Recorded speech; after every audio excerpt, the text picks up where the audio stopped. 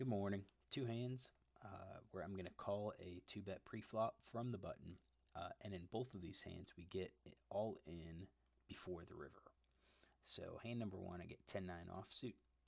We have villain 12 open raises to 3.5 big blinds. He's 17-11 with a 3% 3 bet over 773 hands. Unfortunately, we don't really have any good notes or the auto notes that were generated by Flopzilla. So let's put together a range. And first up, let's see his positional stats. So it seems like he's a little bit tighter in early position and then loosens up as his position improves. So maybe 8%. So we'll target about 7 to 10%. We're going to say that his raising range may be something like this.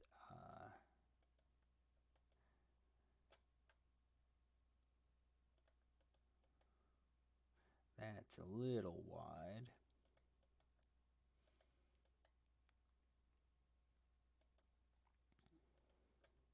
That's 8%. 7.8%. I think that's probably okay. So 8.6%. 10-9 is not very good, but we do have position. We do have position on him. So you can see I'm only at 34%. So, if we call, we have to have a plan, and one of the plans could be related to c-betting.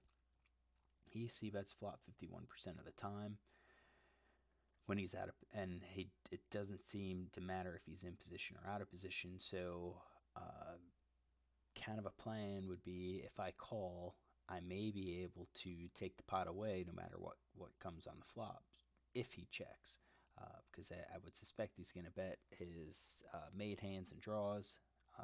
And just for this range, you can see it hits 42.9% of the time with a top pair or better, open-ended straight draw, flush draw, nut flush draw with one card, and so forth. So you can see that it's about where his c-bet percentage is. He will have some bluffs, probably like the ace king that people like to c-bet with, even if they miss. But we could call, and then if he checks the flop, we can fold. If he bets, we can assess how our hand hit the flop and see if we could potentially continue. But it's not just us. Villain 15 calls. He's 25-7 over 182 hands. His 3 bet percent is 3%, 2 out of 60. Again, I don't have any auto notes on him. When we look at his positional stats, you can see that he might also play a little bit with positional awareness. He seems to be tighter in early position, but then in MP cutoff and button, he seems to loosen up a bit. I think his loosest part is in the blinds, which isn't surprising for most of these low stakes players. They like to see a lot of hands in the blinds because they rationalize that they already have money in the pot, so might as well see it. So let's figure out his calling range. So I think he's going to be much wider, much weaker. We are going to add all of those, but first we're going to take out our raising range. So I think we're going to take out jacks plus, ace queen plus, and say that is his 3 betting range. All right, and that leaves us with 16%. And then we are going to add maybe these. I'm going to take out king 10, queen 10. Take out some of those that were 17. I think maybe king 9. Yeah, some people play jack 10 offsuit. So 17% I think is okay. He calls 2 bets 32% of the time. Let's go back and look if we have a see if we can see call 2 bet stat. Cutoff is 17%, buttons 27%.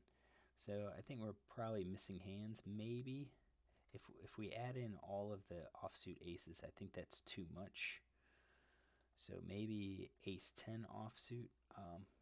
And maybe we need to add in some of the suited kings. Maybe not all of them. Let's say just the king 7. That gets us to 19.2%. And then maybe those 3 gappers. Maybe something like that. That's at 21%. I think that's suitably large. Again, our 10-9 isn't overly strong against this range, better than against a tighter range. But now we have to consider, what are we going to do here? So folding is perfectly acceptable, and I think that's probably what I would do now. Against these players, this one's tight. His fold to 3-bet 63%. I could definitely try to steal, or I'm sorry, try to squeeze. And I think if I try to squeeze, he's probably going to fold a lot of these offsuit hands, or not offsuits, unpaired hands, and probably 4-bet with kings plus. He'll let me know when I could get away with it. Taking, if I raise, maybe up to, let's say 15 big blinds, and I pick up the pot. I mean, that's 8 big blinds right there. That could be a suitable play. If I just call, we have a plan against this guy. This guy's not so much. So his c-bet flop is 70%, 75%, c-bet turn. His calling stats, he folds to a c-bet 88% of the time, so 7 out of 8. So if he c-bets and he calls, we can probably be somewhat certain that that one of them has hit the pot, hit the flop, and that means we would also have had to hit the flop. I don't think this is really a good place to call and hope to hit. So I think this is either to fold, move to the next hand, or make a squeeze, see if we can pick up the pot. If we don't pick up the pot, we at least have some straight potential, but not a whole lot. I think I would much rather do this if we were suited than offsuit. I called, which I don't think is correct, and we see a flop. So we see a flop of 8 of clubs, 7 of hearts, 3 of hearts. That actually works out pretty well for us. So let's see what our equity looks like. All right, bring over Hold'em Equalizer. So 10 of clubs, 9 of diamonds, that's my hand. Let us get this hand in. Let us get this hand in.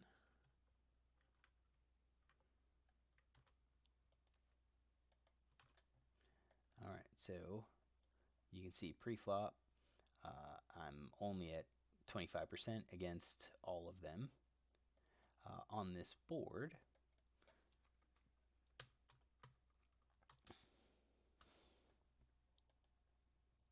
we've picked up the open-ended straight draw, which improved our equity, but we're still going to be behind. So let's see what's going to happen here.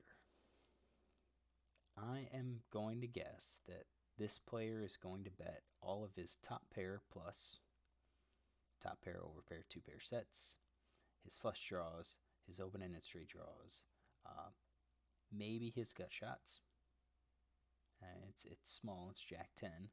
I don't think he'll do his overcards. I don't think he'll do his backdoor flush draws.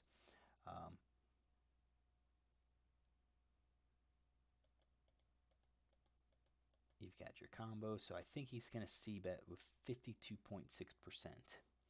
And he did c-bet. He didn't even, he bet 2/3 pot, which I think this is going to be kind of a standard half pot, 2/3 pot.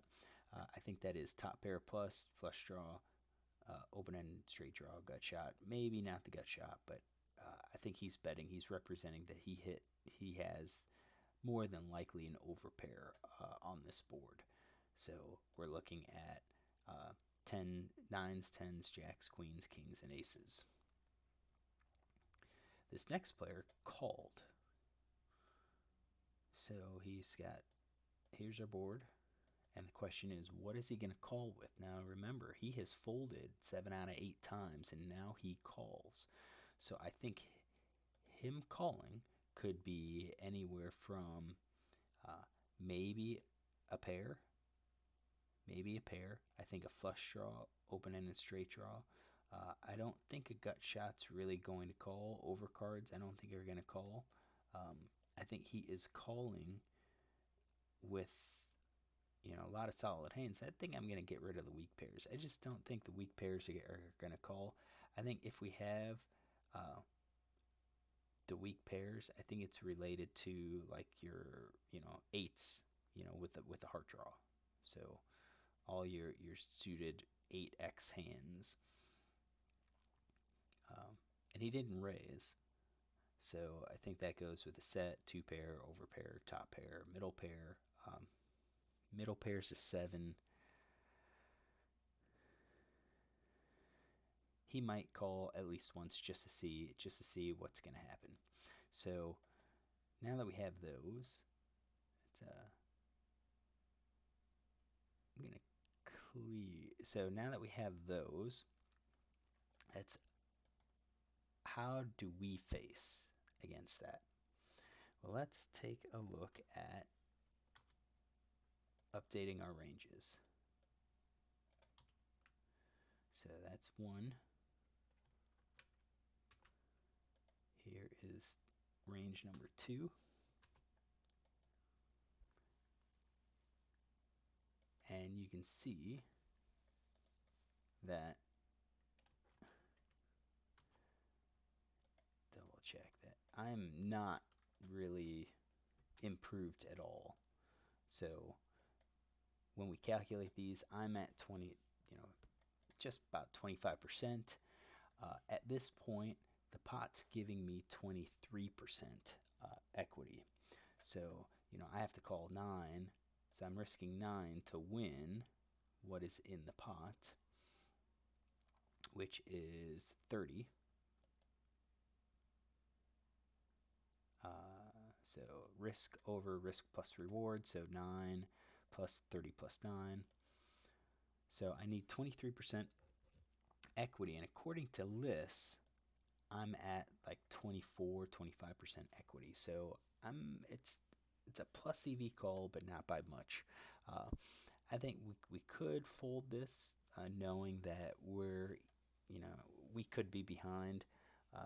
We could catch our hand and still lose. So like a 6 of hearts or a jack of hearts really isn't a clean out for us. So I think we could fold. What did I do on this hand? I actually raised it, and I'm not sure about this raise. So let's see what kind of raise, why we made it. So let's see here. I raised it. They have to call another 26. All right. So they have to call 26, at least the first person. 26 to win. We have 65 in there, plus their call. So they need 28% equity just to be break even. My guess is he will have the equity. So that check raise, I think he's going to still call with a flush draw. I bet he folds his gut shot. Probably his open-ended straight draw, unless it's part of that flush draw. So maybe the 9-10, but even then, maybe we can restrict it a little bit and say he's only going to call. So he'll call the 9-10 because that's open-ended straight draw. I think maybe he'll call Jack 10 suited as a gut shot. Nah, he won't. He'll get rid of that. I think he'll only call his nut flush draws. His top pair is 9-8. That's 2.3%. I'm leaning more towards overpair top, 2-pair sets. That's his hand. So for him, when we update this range of what I think he would call,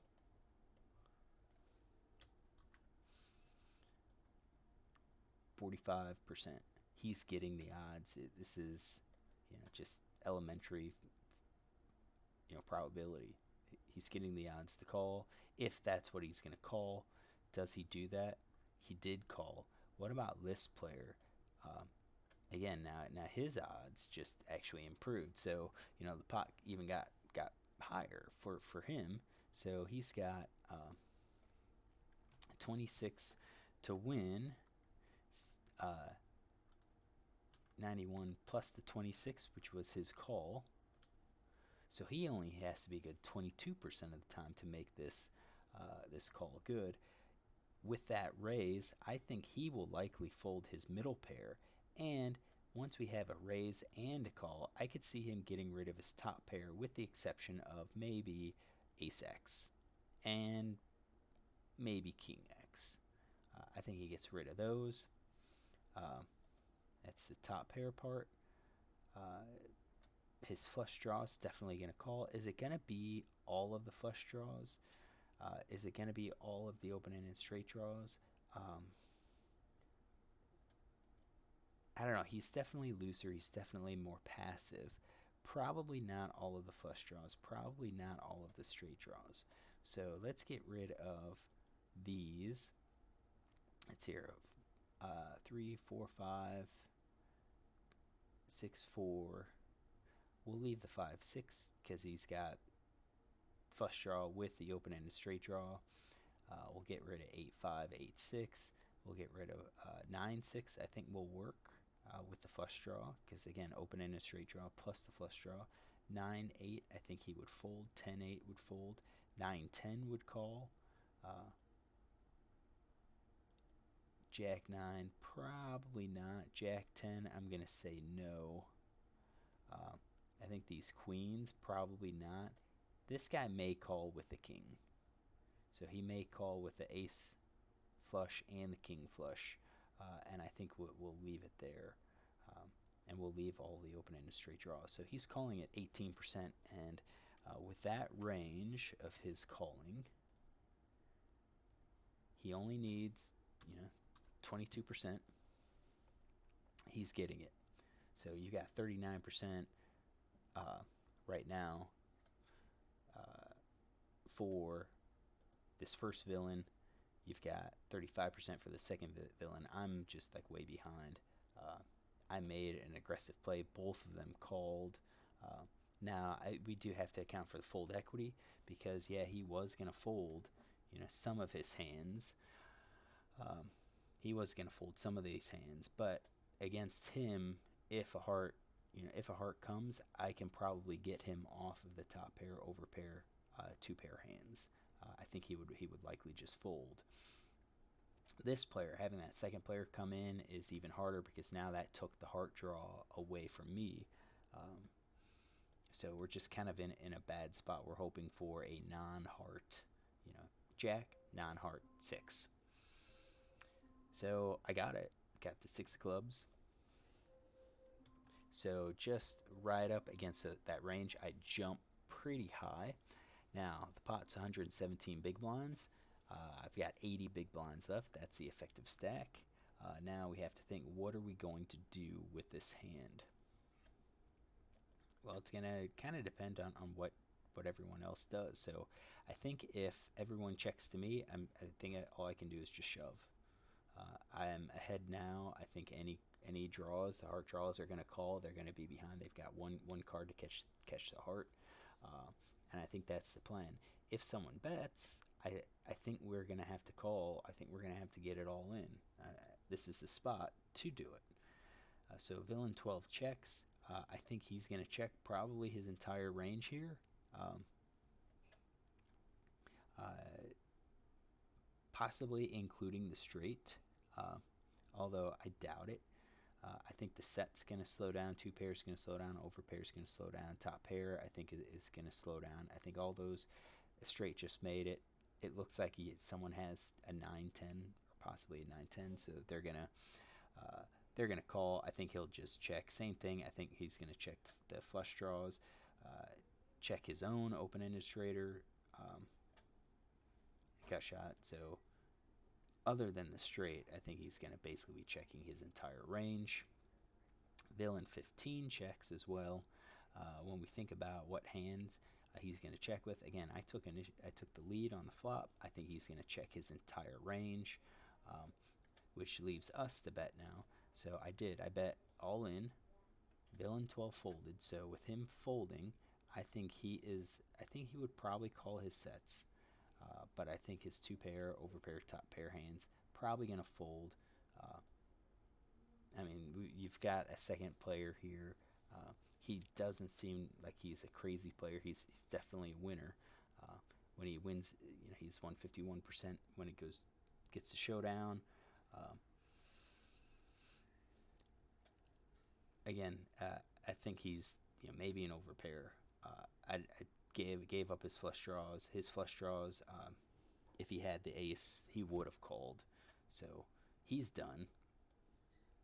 Let's get him out, and we're left with this player who calls. So what is he gonna call with? Well, I think he calls with a straight. Um, I think he probably calls with a set, hoping that the board pairs.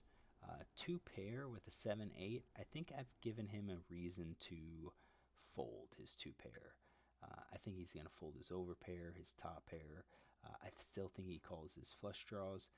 His open-ended straight draws, I think, are gonna, he might give them up now. I think he's thinking, hey, I'm representing something strong. I myself may have trips or two pair. Uh, or have the made straight. I just don't see him calling with the open ended straight draw. So I think that's his range. When we look at that, set straights that he's called with, I'm still at 75%. So we get it in. River was a 10, probably a worse card for me, and he shows ace 8 of hearts. Is that in his range? Yeah, that's in his range, definitely. Um, we had the heart draw. He kind of justified it. I mean, he played it. The ace suited hands. Was he getting the odds to call? So one thing we have to look at too is, oh, you can say, well, of course, he draws out on me. I shouldn't have played it this way. I shouldn't have raised it. Well, first off, you got to remember, I probably should have folded this hand. So if I folded it, I would have never been in this situation. That's number one. But I got into this situation. And how did I play it? Well, I think I played it aggressively on the flop because the idea was it's hard for people to hit the flush draws. And it's even with this guy with the ace 8. I mean, when we get rid of the 6, his flush draw is 30%, 37%. We filtered it. So, I'm sorry, 12% of his range is going to hit that flush draw. So when I raised, I mean, there's a good chance that neither of these have that heart, which means I pick up a heart out. If a heart comes, I can pick it up with a bet on the turn. He actually had the heart. So then we get to the situation where I'm betting 80 big blinds. So 80.1 big blinds. And the pot is 197.1. So he needs 28% equity just to break even. And on this board, with what we had, his equity was less than that 28. So right now, we had, we filtered it. Let's see here. Let's get our filter back on. So our filter's on. 6 clubs comes out. Against that, I expect, equity of the hand is 78%. His range is 21.5%. He was not getting the odds to draw, and yet he still called. So you have to think about it and say, yeah, crap, I shouldn't even have played it. But with how I played it, I had the hand to try to pick up the pot with aggressive play. He had the heart draw. When I bet all in, when I bet the 80 big blinds, he called without having the odds. So in the long run, if he keeps doing this, I'm going to show a profit. In this hand, just happens that that's not how it went. So unfortunate, but we picked his hand kind of based on his call.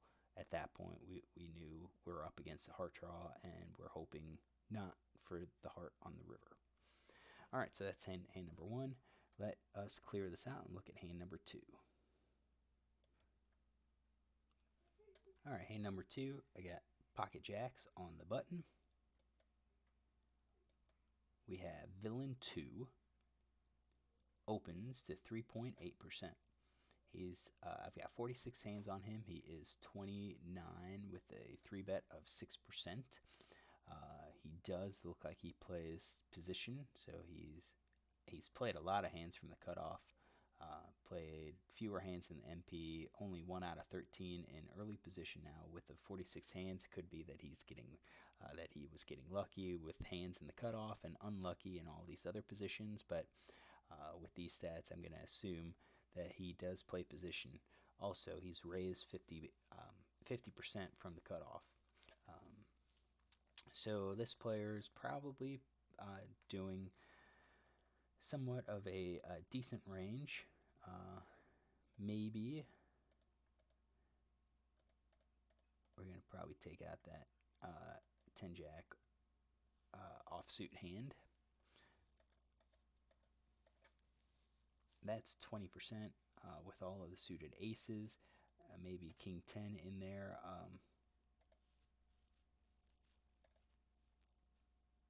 I think that's probably okay. So against this range, you can see that I will be jack heart, jack clubs. That I am ahead of a large chunk of it. We don't have. Let's bring this over here because I linked to it. So we've got jack of hearts, jack of clubs. So you're going to see I'm at 66%, 67%. This is definitely a position we can play in. So our plan could be to call because he's got a wide range, and we're going to assume that he's going to c-bet most of this range. We do have to worry if an ace or a king comes, it's going to hit a nice chunk of his range. Same thing with the queen, so we're hoping for low cards. It's unknown if we raise whether or not he will come along, call with his entire range, or if his range will completely contract. So it comes to us. I think I would probably lean towards just calling here with jacks, knowing that ace, king, queen's going to come out on the flop suitable percentage of the time. So I think just calling here is okay, especially against an unknown player. Both of these villains fold, and we go heads up. All right, so we go heads up. I don't need that anymore. So 66, the board comes 2 of hearts, 6 of diamonds, 2 of spades. All right, so take that out. That's a good flop for us. It's a really good flop for us. We've got the overpair. We avoided it. And at this point, we're looking at probably getting some money. But you notice our stacks. We're deep stacks. And that's why I think maybe calling was a little bit better than raising. Because if we raise and we get 3-bet, I think we could, or if we 3-bet ourselves and get 4-bet, I don't know if we're building up a giant pot. So in a hand like this, where it comes 6 high, we're going to have to get all in. But I think we're going to be facing a much larger percentage of overpairs. So ace, king, queen are out there. Like, I don't think 2s through 6s, 2s through 7s, possibly even 8s are going to be 4-betting us. So, in those 4-bet pots, it's almost like a coin flip at that point. Whereas now, I think we've got a lot of the hands. Like, I see him continuing with 7s, 8s, 9s, and 10s. Jacks plus and so forth. And we beat all those hands. So he c-bets. He c-bets about 2/3 pot. So 6.6, little more than 2/3. What is he going to c-bet with? I think he's going to c-bet probably all of his pairs. Maybe not pocket pair below top pair. I think we're going to have his gut shot. We're going to have to add in his 2-card backdoor flush draws. That gets us into the overpair category. Again, when you think about what hands are calling, this board does not hit a lot of calling range. He's loose. He's more aggressive than others that I've seen. his attempt to steal 67. That's suggesting that he is a little bit more on the aggressive side post flop. So I think if we do something like that, that's 62.8%. He may do it with all of his ace high hands too. I mean that brings it up to 85.7. Um, and I think I will leave those. So we're still ahead.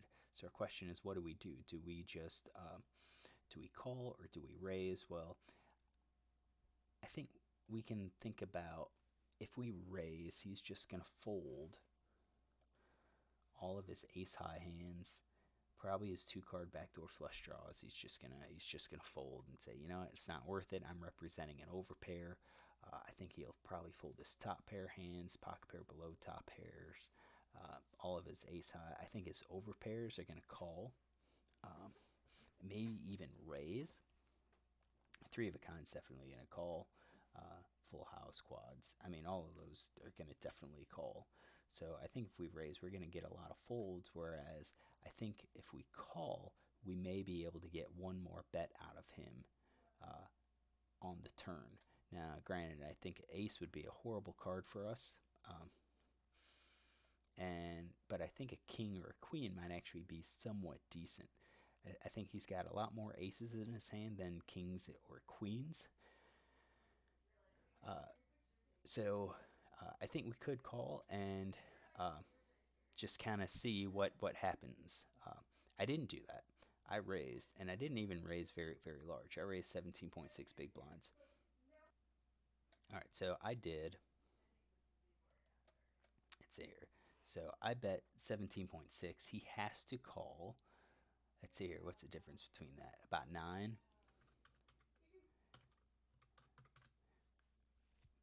Oh, I'm sorry, like 11. So he has to call 11 big blinds more. And the pot is 33.2. So he needs like 25% equity to make this a break even call for him. Does he have it? Well, based on that raise, he can look at it and say, I can continue with everything that I see bet with, and I am getting basically pretty darn close to the equity needed. My raise wasn't very big. I think my raise could have been a lot bigger and made it more incorrect for him to call some of these other hands, like the two card backdoor flush draws. Now, I don't think he's going to call that. I don't think he's going to call the overpair. Uh, I think ace high is probably going to call one more time. That's just kind of what some players do. This is a 5 NL limit game, so I think he's going to call ace high, pocket pair, all of those. So 71.3% of the hands, which gives him 27% equity. So I think he's justified in calling with a wide range of hands here. Turn was a 10 of diamonds. It seems like it was really good. Now the pot's 44.2. 126 is the effective stacks. He checks, and I think he's going to check his entire range. So still against that range, I'm ahead, and the question is, what should we do? Should we bet or fold? Well, or bet or check? I think we have to continue betting. We said we have that overpair. Yeah, we can be beat to queens, kings, and aces. We could be beat to a 2, ace 2. But I think we have to continue betting because we don't want an ace high hand, ace king, ace queen, ace jack to catch a pair that ultimately beats us. So I bet half pot. All right, I bet half pot, and then villain comes over the top with the all in. So the question is, what is he going to do that with? So we have to call 104 more. 104.4. And our pot is 221.6. So we need 32% equity to make this call justified. And the question is, what is he going to make this play with? Quads, I really don't think he's going to do that with quads.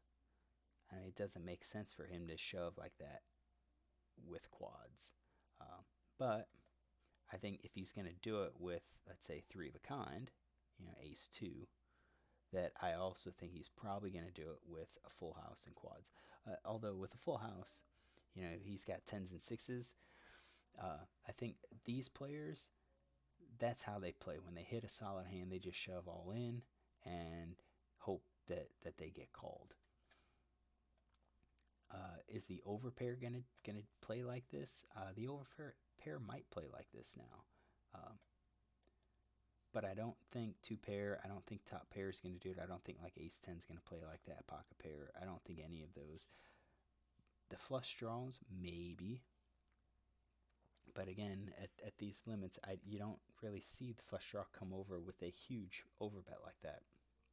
I think the flush draws would just call, and then if the diamond gets there, then all of a sudden they come in with the overbet. So I think what we're looking at is something like that. And against that range, I am way. It's against that range. I am way behind it. I'm at 6%. I'm not getting the 32% required, so I should just fold. But I told you we saw the showdown. I called, uh, and the river brings a 10. And what does he show? He shows Queen 10. And that was kind of interesting because, when we looked at this hand, he was capable of doing that with a top pair type hand. So let's change that. If he is capable of making that big overbet with a top pair, queen, so ace 10, he had queen 10. I took queen 10 completely out of there. Uh, so if he has a top pair type hand, then I'm gonna guess he probably can also do it with the flush draw. So against that, I am getting the odds to draw, uh, the odds to call at this point. We have enough of his top pair hands that we beat, and his flush draws that we beat, that we can easily call. Now, what happened with the queen 10? Where did we get rid of that? Well, we got rid of it with this 2-card backdoor flush draw. We said that once we raised, he was going to fold that. But perhaps with his c-bet, maybe he c-bets 100% of cards, and then when we raised, he was going to just go ahead and call no matter what. I think that's kind of a stretch, but I mean, that's entirely how he plays. So then, once the 10 of diamonds comes, now we can look at, he's got a lot more cards in his range. He's got a lot more flush draws, a lot more top pair hands in his range. Pocket pair below top pair, I don't think he's gonna. I don't think most players are gonna shove like that with nines, eights, sevens. So against flush draw, top pair plus, we're at 52%. We're justified in calling. So I think it comes down to the player. What type of player do we think this player is? If he's more tight and it's going to be more reasonable, then I think we probably have a fold. I think we're behind. He's demonstrating that he's behind. Probably an overpair. Um, queens, kings, and aces that decided to just call on the flop, and then once that diamond came, they became scared. Um, or he's a type of player that if he hits top pair, he's willing to go all in with it. And that seems to be the player. So let's see his notes. I think we can see with his 3-bet range, 7-6 suited, called 2 bets from the blinds with 5-3 offsuit. I think he's gearing up to be kind of a loose, reckless player maybe, and just become super aggressive with his top pair. We didn't have his hand. We excluded those overcards, a 2-card backdoor flush draw with my raise. But we can make a note, say that he is definitely going to make a play with the top pair. All right, so hope you enjoyed it. Look for 2 more hands tomorrow.